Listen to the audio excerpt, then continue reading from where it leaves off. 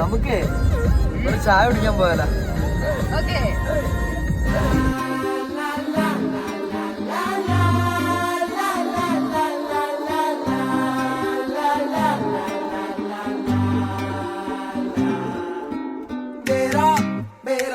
പിന്നെ 4 മണിക്ക് KitKat shake കുടിക്കുന്ന ലേശം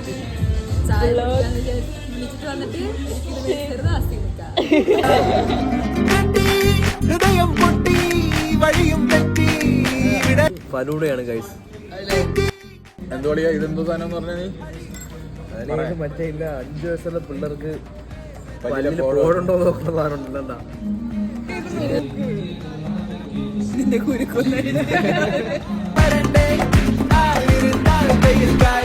മരം കൊച്ചുമ്പോ തണുപ്പത്ത് വന്ന് തണുത്ത ഫലൂടയും കഴിച്ചാൽ നല്ല സുഖമായിരിക്കും.